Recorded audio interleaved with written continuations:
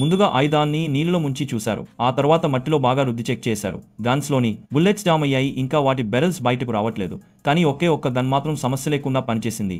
అది ప్రపంచవ్యాప్తంగా పేరు పొందిన AK-47.